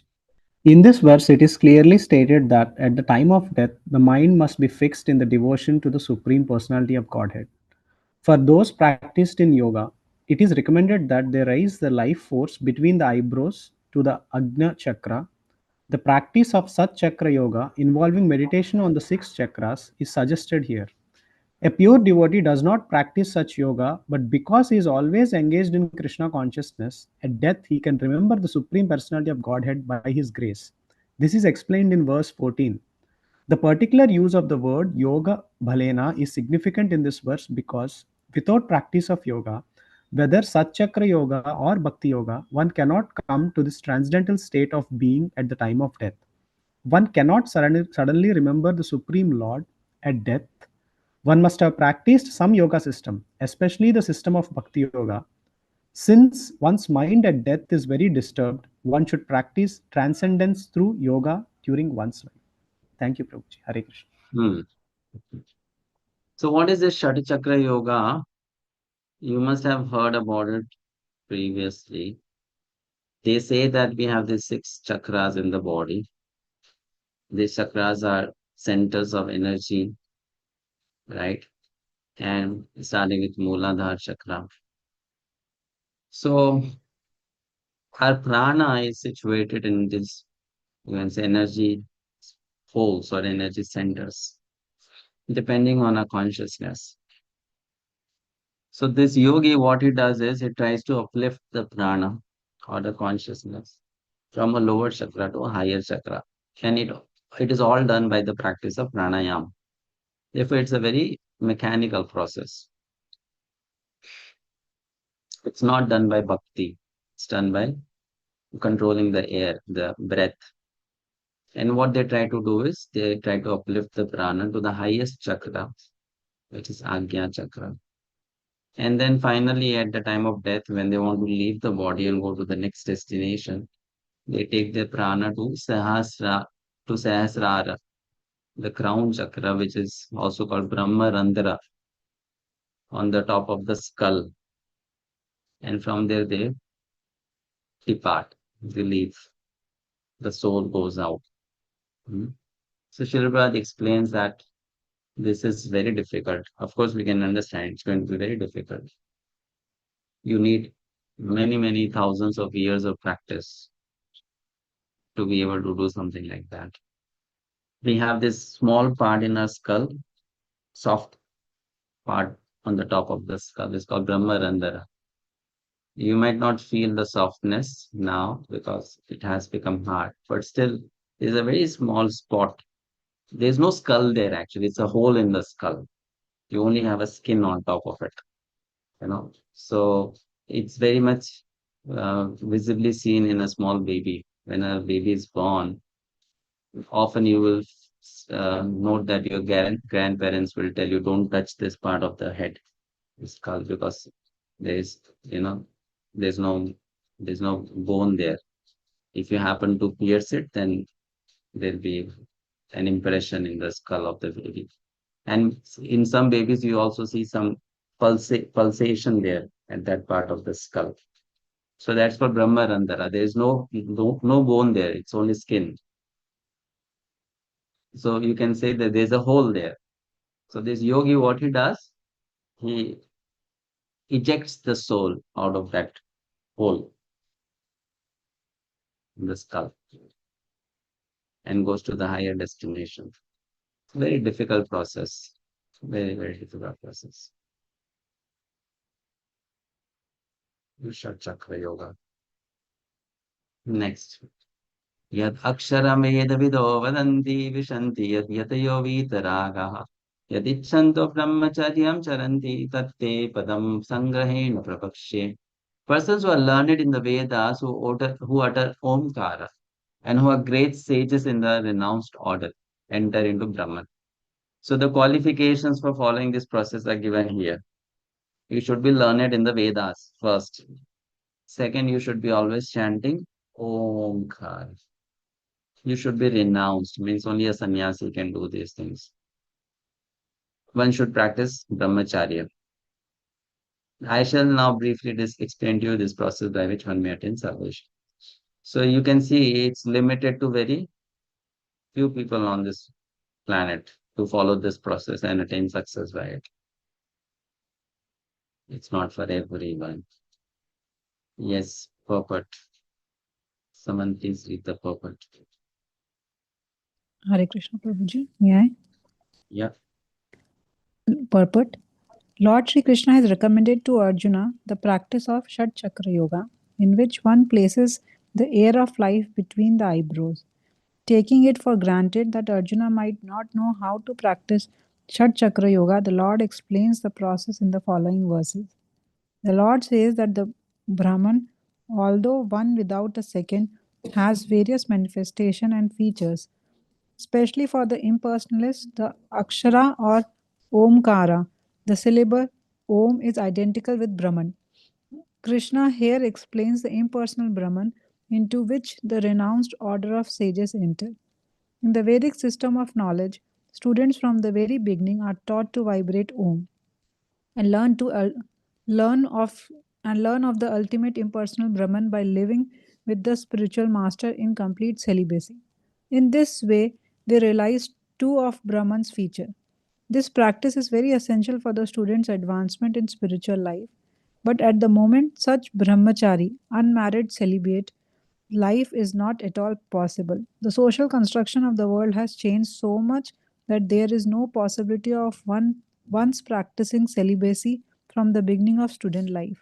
Throughout the world, there are many institutions for different departments of knowledge, but there is no recognized institution where students can be educated in brahmachari principles. Unless one practices celibacy, advancement in spiritual life is very difficult. Therefore, Lord Chaitanya has announced, according to the spiritual injunction for this age of Kali, that in this age no process of realizing the Supreme is possible except the chanting of the holy names of the Lord Krishna. Hare Krishna, Krishna Krishna, Hare Hare, Hare Ram, Ram Ram, Hare Hare. Hare Krishna, Prabhuji. Thank you. Yes, next. सर्वद्वाराणि संयम्य मनोहृदि निरुध्य च मूर्धनि आध्यात्मनः प्राणम् आस्थितो योगधारणम्. The yogic situation is that of detachment from all sensual engagements, closing all the doors of the senses and fixing the mind on the heart and the life air at the top of the head. One establishes himself in yoga. So, purport. Someone please read. Could I read? Go ahead. To practice yoga as suggested here, one first has to close the doors of all sense enjoyment. This practice is called pratyahara. or withdrawing the senses from the sense objects. The sense organs for acquiring knowledge, the eyes, ears, nose, tongue, and touch, should be fully controlled and should not be allowed to engage in self gratification. In this way, the mind focuses on the super soul in the heart, and the life force is raised to the top of the head. In the 6th chapter, this process is described in detail. But as mentioned before, this practice is not practical in this age. The best process is Krishna consciousness. If one is always able to fix his mind on Krishna in devotional service, it's very easy for him to remain in an undisturbed transcendental trance or in samadhi. Thank you. Yeah. So the slide shows us these two things, the requirements and the process in bullet points. 4 things are required and there are 4 things as a part of the process. All makes it very, very difficult. All makes it very, very difficult. Last verse for today.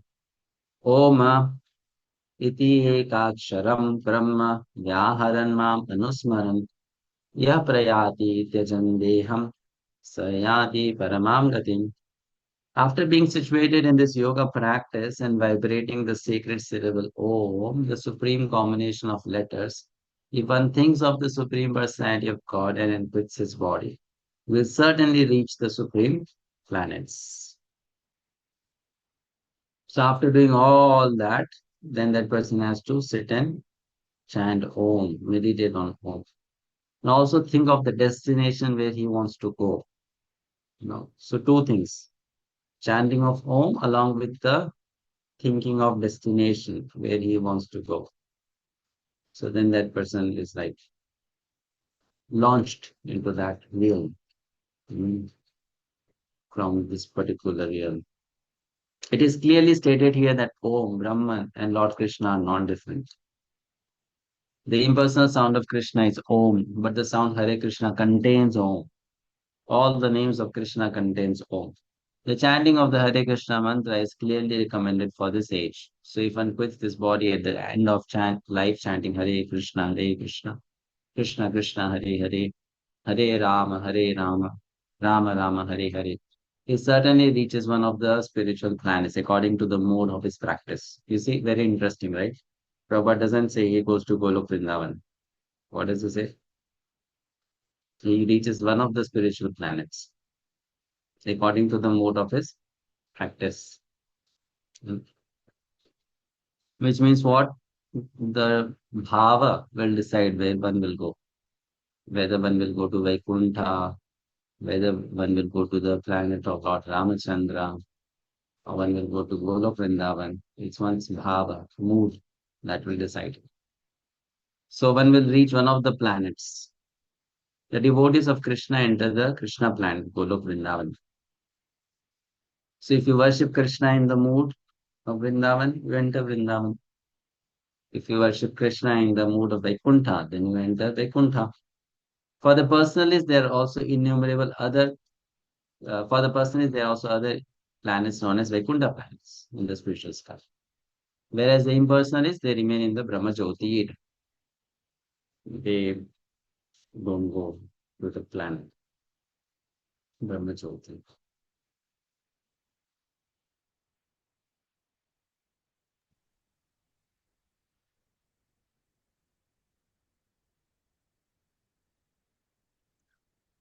Prabhuji, I have a question.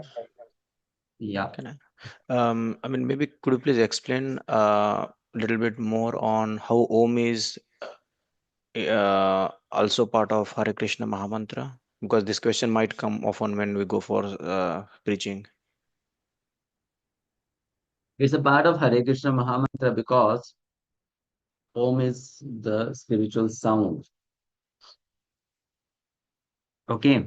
And any sound which is of the spiritual real, it contains Om in it by default. Though you may not hear it, but it is there. It cannot be made without Om. Just like if something is made up of earth, earth has to be there, no?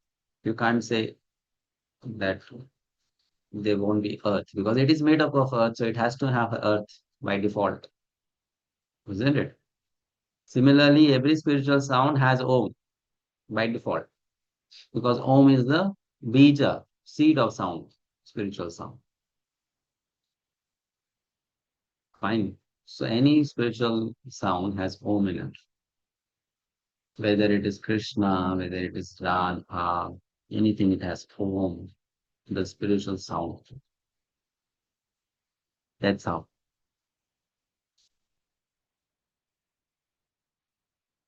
That sound of Om which we hear, that may not be visibly heard in Krishna, but in essence, it is there.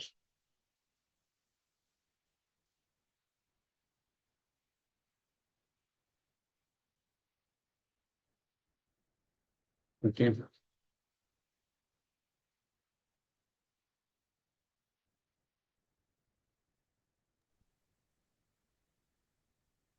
So if one chants Om, because Om is abstract, it will not take one to a planet, a spiritual planet. One has to also think of a form of Krishna or Narayan. But when chants a specific name of Krishna, then one may not think of the form of Krishna. The name will bring the form by itself. That is the benefit of chanting these names. When one chants Om, Om will not bring any form in your mind because it is abstract. So then you have to put extra effort to think of a form also. The form is the address, Om is the vehicle.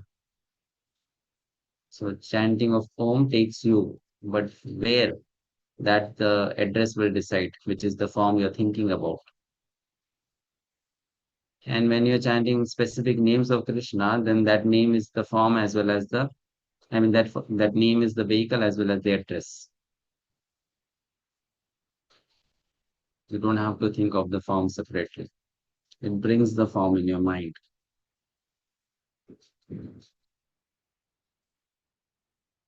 So we stop here. Any questions or comments? Go to me.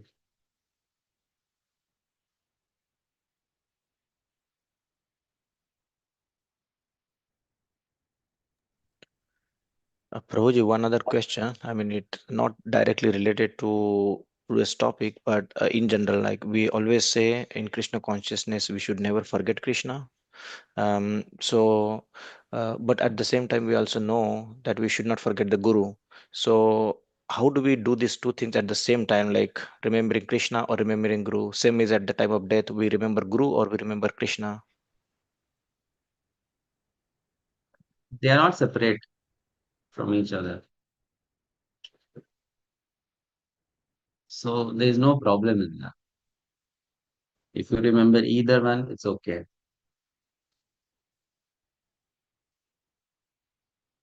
Because they are not separate. It's same. Whether you remember Krishna, you remember Guru, or you remember some other pure devotee of Krishna. Mhm. No problem. It's the same. Someone asked Prabhupada this thing. If you remember you at the time of death and not Krishna, Prabhupada said same result.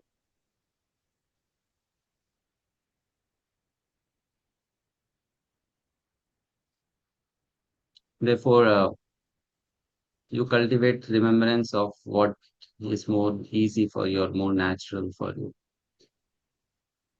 That's up to you. Where your mind gets fixed easily or for longer period of time. So we have to understand our own nature and our mind nature.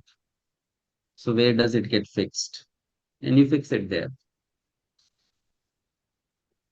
Prabhuji, but that remembrance is also given by Krishna only, right? Of course, Krishna gives you that remembrance, but Krishna doesn't impose the remembrance on you. Krishna gives you remembrance on the basis of what you want to remember. He will not impose it on you.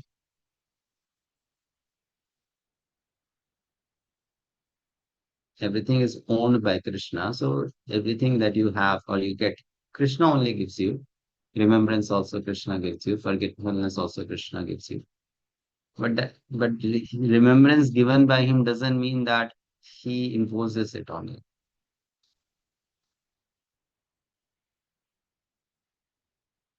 you. It's your take. What do you want to remember? Whatever you want to remember, Krishna will give it to you. That is in his store.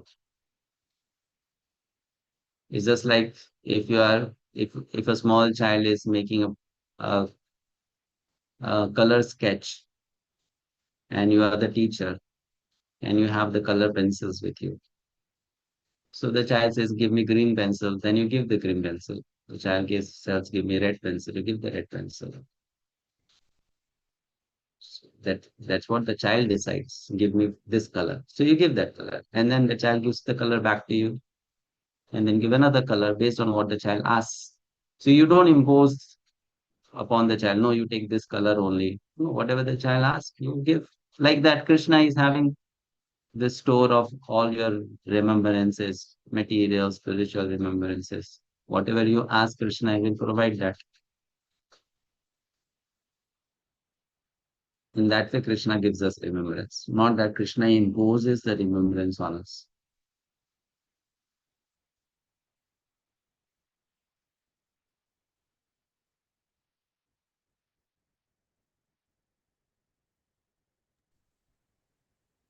We stop here. Hare Krishna, Prabhuji. Sorry. Yes. It's Prabhuji, just an extension for better understanding to the Prabhu's question. So, not just at the time of death, Prabhu, like in general, if maybe someone has a tendency to remember Krishna more than Guru, then it will be skipping Guru, or it's a sort of aparad, or how do we better understand that? Nothing wrong in that. There's no problem in that. No prad in that. Because Guru also tells you the same, no? Remember Krishna always. It's not that you are going against the order of the spiritual master. Yes, Prabhu. What is the spiritual master telling? Remember Krishna. So you're remembering Krishna. So why will the spiritual master have any problem with that? Yes, true. Thank you so much indeed. Nothing like that. You can remember spiritual master. Krishna, it all goes together. There's nothing like, so we have to separate them because they're interconnected. They are related to each other. They belong to the same place. They are of the same nature. It's just that the external form that comes to our mind is different based on our sanskar, but it's the same substance. Like, for example, someone may remember Krishna Nam, someone may remember Vishnu Nam.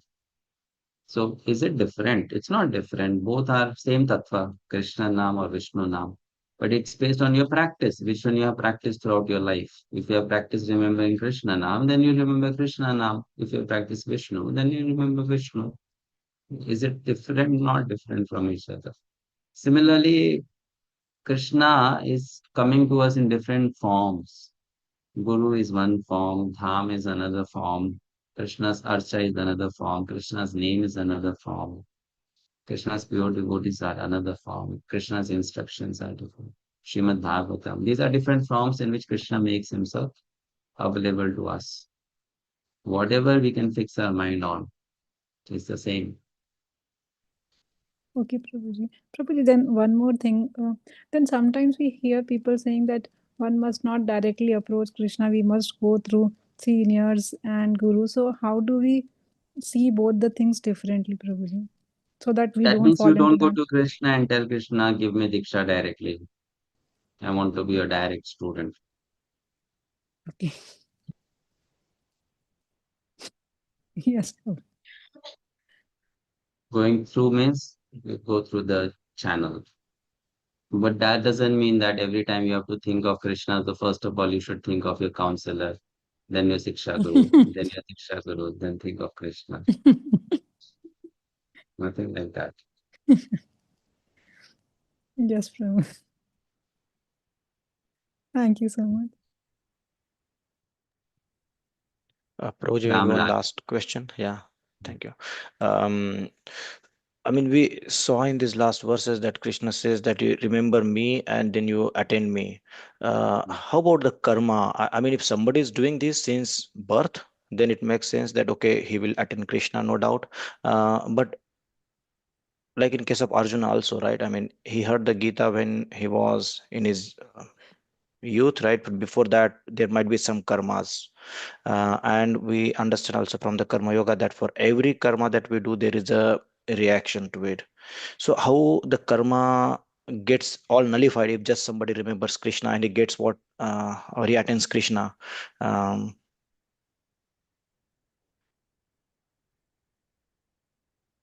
because the person Basically, is basically your question is, let's say someone is just chanting Krishna Nam, so how will the karma get nullified? no, I mean somebody like continues to do engage himself in the karmic activities, and also does the spiritual thing, and maybe fortunately at the time of death he remembers Krishna. So does that mean that all the bad karmas he had done, they just get nullified or ignored and he attains Krishna, or the person has to go through one another life to, or maybe few lives to clear the karmic reactions? You are just thinking of a hypothetical situation. Suppose someone is doing some things in this life, engaged in karma, then one is also practicing Krishna consciousness. And then by good fortune, he remembers Krishna. So how will that good fortune come? Accidentally. It's not possible, na? If that person is not pure, then how will that good fortune come? Mhm. That good fortune will come only if that person is pure. Mhm. Second thing, engaging in karma. So who does not engage in karma? Everyone engages in karma. Just because you are engaging in karma doesn't mean that you're bound. That's what we discussed in first 6 chapters. You can be engaging in karma and still you can be a liberated soul, because the consciousness with which you work decides the result, not the work itself. Mhm.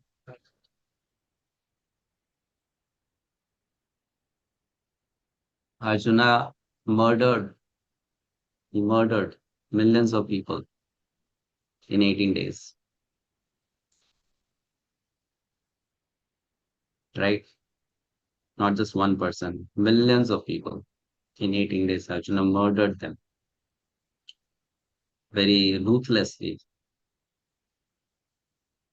So one may say a lot of bad karma, but none of those karmas touched him.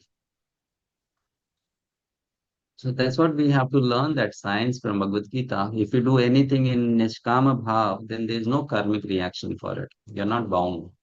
Mhm. Even if you engage in most horrible thing in this world, you're not bound by it. No, that's right, Prabhuji. That is after we understand Bhagavad Gita, but like people start the Krishna consciousness at a The different previous starting point. reactions which Yeah. you did, that in Bhakti Rasamrita Sindhu will study. Okay. So Bhakti destroys all that. Okay. The previous Papa is destroyed by Bhakti.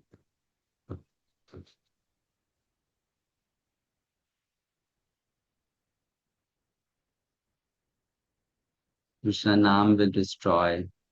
We are every day chanting, no, Yani Kani Cha Papa, Brahma Hatyadi Kani Cha, Mm. Tani Tani Pranashanti, Pradakshina Pade Pade. So there are so many things that we do which destroys bad karma or sinful reaction. Circumambulating tulsi, offering respects to your superiors, it destroys your bad karma. Then going to a holy place, taking a holy bath, doing Ekadashi Vrata, all that. These are very powerful ways of destroying bad karma.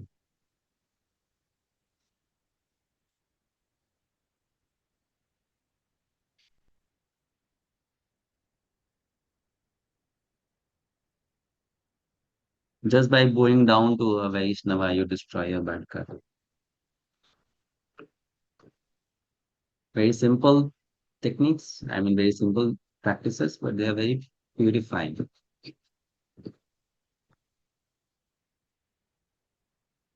So this way you become purified, quite purified.